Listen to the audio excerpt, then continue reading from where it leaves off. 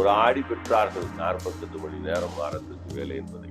மணிக்கு போராட்டம், பல ஆயிரக்கணக்கான மக்கள் அதிலே இறந்திருக்கிறார்கள். 90 மணி நேரம் வேலை செய்வது. சொன்னவர் முதலில் 90 மணி நேரம் வேலை செய்ய முடியுமா? இப்போ வேலை இல்லாதவன் நிறைய பேர் இருக்கான். 8 மணி நேரம் வேலைக்கு 6 மணி நேரமா குறைச்சா ஒரு 1000 பேர் வேலை செய்யற இடத்துல ஐயா, ஒரு மனிதன் படித்து முடித்து விட்டால் அவனுக்குரிய வேலை கிடைப்பதே இன்றைக்கு குதிரை கொம்பாக இருக்கிறது. இந்த நேரத்தில் போய் 90 மணி நேரம். வணக்கம், நான் உங்கள் அல்மா சித்தா வேலாயுதம் பேசுகிறேன். ஒரு பெரிய உலகத்தினுடைய மிகப்பெரிய அறிவாளி சுப்பிரமணியம் என்ற அறிவாளி, உலகத்திலேயும் மிகப்பெரிய அறிவாளி என்று சொன்னால், ஒரு ஆடி பெற்றார்கள் 48 மணி நேரம் வாரத்திற்கு வேலை என்பதை.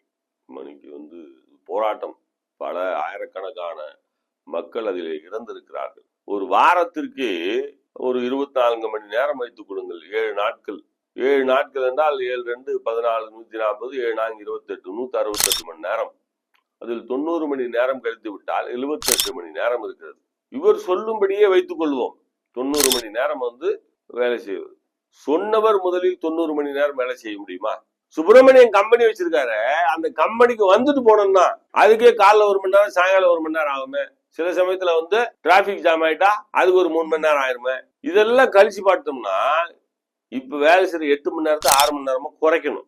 ஏன் நான் குறைக்கணும்னு சொல்றேன் அப்படிங்கிறதுக்கும் காரணம் இருக்கு. இப்போ வேலை இல்லாதவன் நிறைய பேர் இருக்கான். 8 மணி நேரம் வேலைக்கு 6 மணி நேரமா குறைச்சா ஒரு 1000 பேர் வேலை செய்யற இடத்துல 2 மணி நேரம் குறையுதுன்னு வச்சுங்களேன், 200 மணி நேரம் குறையும். இந்த 200 மணி நேரத்தை 6 மணி நேரத்தை 6 மணி நேரமா வகுத்தா ஒரு 180 பேருக்கு கூடுதலா வேலை கொடுக்கலாம். இப்படி யோசிக்கிறத விட்டுட்டு 8 மணி நேரத்துல செய்யற வேலையை நீ 6 மணி நேரத்துல செய்யறதுக்கான வாய்ப்புகளை உருவாக்கி கொடுத்தால் இன்னொரு 200 பேருக்கு வேலை வாய்ப்பை கொடுக்கலாம்.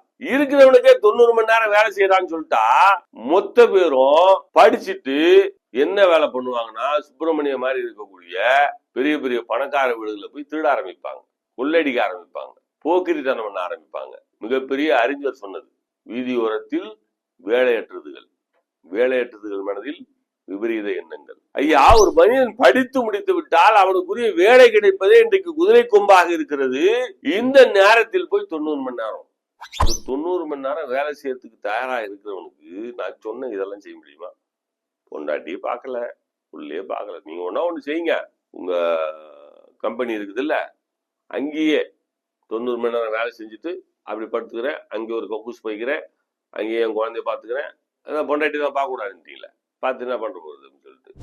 பொண்டாட்டியை பார்த்தா மகிழ்ச்சி கிடைக்கும். அது சண்டையோ மகிழ்வோ எதுவோ ஒண்ணு.